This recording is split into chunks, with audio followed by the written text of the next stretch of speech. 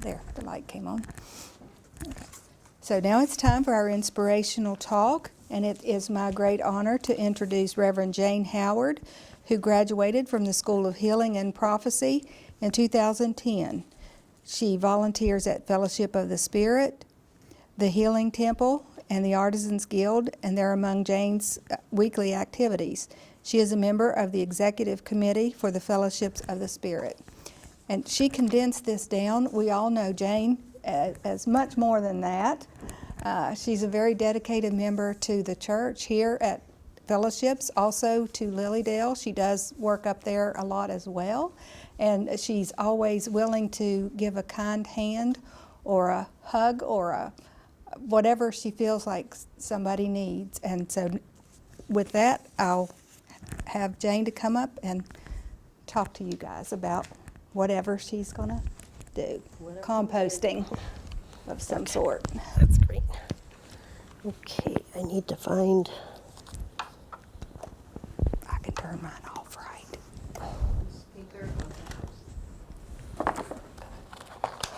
I thought I put my reading glasses down here.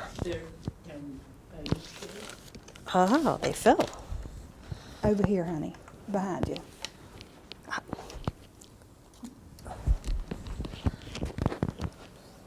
And it's all on tape. So our topic for this evening is composting. And it was suggested in a list of things. There were 3 of us that put this list together, and I was told that I would be doing composting at the very last service. So here we go. Sowing, hope, digging, family, legacy, blooming, enlightenment, shalom, community, roots and shoots, co-creating, inner alchemy, sanctuary, synchronicity, prayer, ancestors, callings, abundance, and composting. They're all in the compost bin now because they're going to swirl and swirl and swirl, and then sometime in February we'll come up with a new list. But it's all composted now from last year. So I'm saying this to lead into my little story that I started at the beginning of the month, I think, when I was talking, and then also I carried it over a little bit into the Healing Temple things that I did, and it's about the Cassadaga. The Cassadaga is an energy. It's a she's the crone.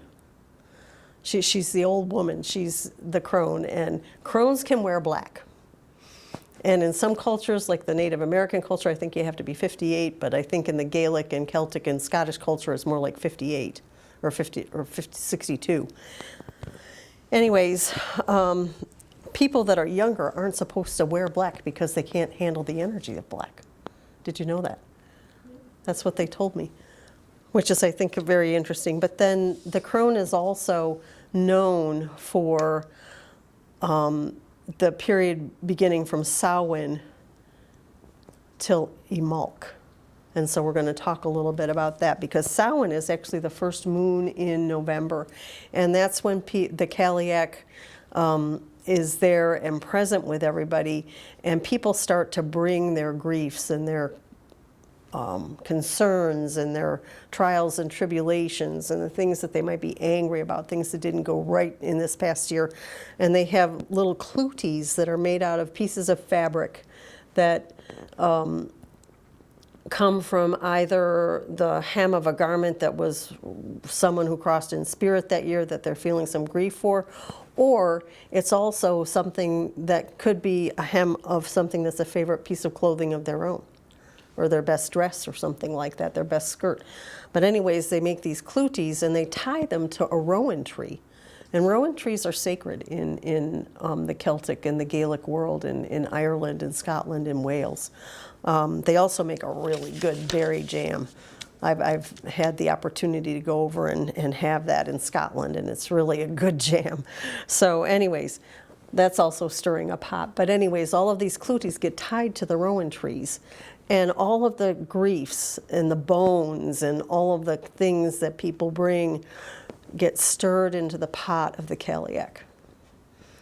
It's kind of a figurative kind of thing, but they do have places that they go, and there are caves that they go to in different areas where they bring their concerns, and usually there's a rowan tree around the caves and things like that. So and they have bonfires at night, and they do dress up for the Samhain experience, and I did dress up a couple of times as a nun because we're supposed to go as a spiritual something. I've never been a Catholic. I grew up Methodist, but for some reason I decided to do that nun. And it ended up being a really kind of cool thing because my friends were all like, they all dressed up like fairies. They all wanted to be the crone. I thought I was going to be a crone too because I had the dress, but then something in my head said, nope, be a nun. So I was. And so we would dress up because you wanted to fool the spirits that were going to be there. And they didn't have like Halloween and then All Saints Day, but the veil was growing thin at Samhain, just like it does, you know. We know in our traditions the veil grows thin, and this is the time period that it's growing thin. So it's also the time that the Cailleach slams her hammer on the earth and it freezes. Well, what's happening out here now? I know, yeah. It's really cold, and that's also what she's known for, and it takes away the spring. So the harvest has already happened, typically, in those countries, and so the Cailleach receives clooties and receives whatever the things are that people are bringing that they want stirred into the cauldron, because she stirs things, and again, to transform them. You know, because as she stirs things, people know that they can, it's kind of a nice kind of a tradition that you can just dump all your stuff into the cauldron of the Cailleach and know that she's going to stir it up and things are going to transition. And I've done drummings, you know, guided imagery drummings for people that go to the Cailleach and they do this and they come back, even though they might not have a clootie or anything like that that they work with. I don't have a rowan tree either. But anyway, it's kind of a cleansing kind of a thing to know that you can step away from something for a while, and that when you come back to it, it's going to be transformed somewhat. So it's not stuck in the same space. So I think there's a really good thing with this philosophy or with this theology or with this practice that you're working with, because it does give you a place to dump it. So the Cailleach does this, and she receives things and she receives things, and then at about the time of the solstice, she sleeps in her cave. And all that time, the cauldron is brewing. You know, she has a fire that's going, and I guess tends the fire because she keeps it going. But then when she wakes up from this, it's Imalk. And Imalk is the 1st of February. And when she comes out in the 1st of February, she takes a look outside and a feel outside and tries to decide if it's going to be cold for the next 6 weeks or not. And she gathers enough firewood for 6 weeks. And if she does that, people know that it's still going to be cold. Well, there's a couple of things that happen with that. And of course, our Groundhog Day is like that. But there's no connection with Halloween and Groundhog Day. But in the Celtic calendar, in the Gaelic world, there's continuity. You know, because it goes from a full moon in November to the solstice to the 1st of February, which is midway in between the solstice and the equinox. Okay, so the other thing that begins to happen at Imalk is that the clooties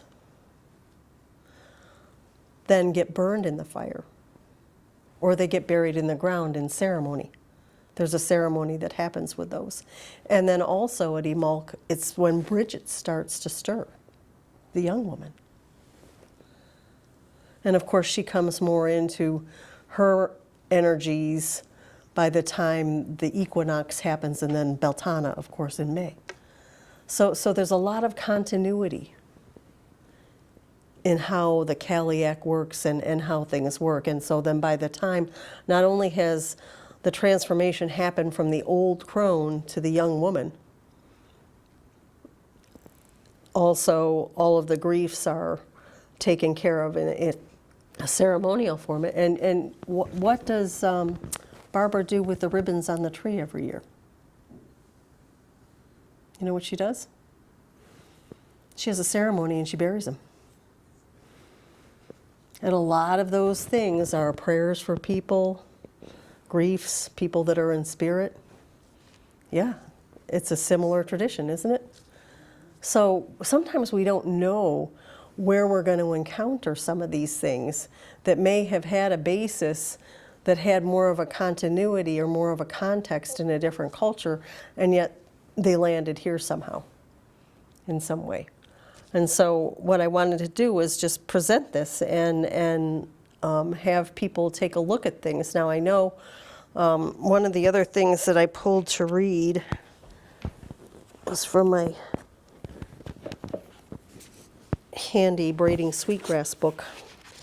And it's just the very beginning thing on planting sweetgrass. And this is the other thing that I have to suggest about compost piles too, because of course I have a comment about it. Sweetgrass, and it's also, I think, kind of talks about the reasons for going to the Catholic and the Clutie trees. Sweetgrass is best planted not by seed, but by putting roots directly on the ground. Thus the plant is passed from hand to earth to hand across years and generations. Its favored habitat is sunny, well-watered meadows. It also thrives along disturbed edges. Do you know what grows along the disturbed edges of my compost pile? Sometimes a tomato plant. You know, sometimes a seed, you know, that got buried in it, and it starts out about this high, but by the end of the winter and by the end of the last winter it was puckered flat on the ground. But I had little seedlings growing out of it from the compost. So sometimes along those disturbed edges of the compost pile, you also find things. And then it's also sometimes the disturbed edges that bring us to the Catholic to begin with. So I just thought I'd tell you a little bit about that, and that's it. Pretty easy. Pretty short and sweet.